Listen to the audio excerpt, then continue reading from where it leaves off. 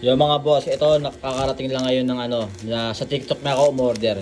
Kasi nakaraan sa last video ko, naka-order ako ng peking langis. Nandiyan, tingnan nyo lang sa ano ko, diyan sa mga video ko sa YouTube, okay? So, itong to, in-order ko to kay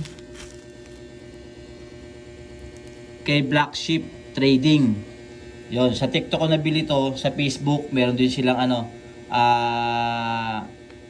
meron din sila sa Facebook at sa TikTok. So isa lang yung pangalan nila sa TikTok at sa ano, sa Facebook. So ang name nila sa Facebook is Black Sheep Trading.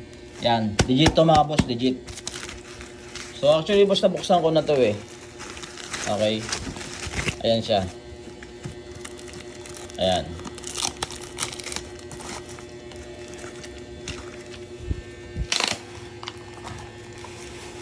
So ito. Kung titingnan nyo boss, texture pa lang malaman mo na eh kung talagang gumagamit ka nito. Ako matagal na akong gumagamit nito talaga. Kaya alam ko yung peke or sa hindi Based sa akin Yun. Kasi nakaraan 'di ba sa video ko, yung last video ko, peke yung nabili ko. Ito titingnan nyo boss, texture pa lang. Solid na. Tapos yung code niya, ayan, nandiyan. Wala sa pinakababa. Ayan no. Yan.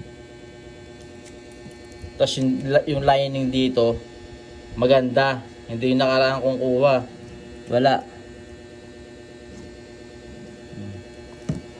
Solid.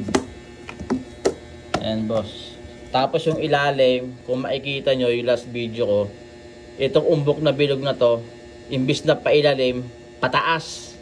Kaya di mo mahahawakan yung ilalim na katulad nito. Ayan Tapos ito, kita nyo. Solid yung pagkakalagay. Original talaga. So na-scan ko na rin to, genuine yung scan niya mga boss. Ayan Yan. Solid.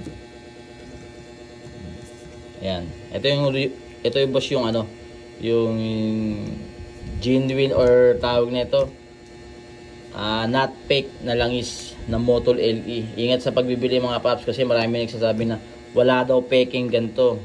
So walang peking lumabas ang Motol talaga. Ngayon, yung mga gumagaya sa Motol, halos ginaya lahat, nai-scan yung ganito, peke talaga mga boss. Tapos ito, makikita nyo dito, takip pa lang, solid na. Ayun yung nabili ko last, takip pa lang, kala mo takip ng ano eh. Hindi katulad yan, gaganda diba? Ito yung wrap niya sinasabi ko. Ito yung the best. Okay boss, nabili ko to sa TikTok kay Black Sheep Trading. Sa ano niya, sa Facebook niya, Black Sheep Trading din. Yun, pili na lang kayo boss sa inyong ano. Okay? Thank you.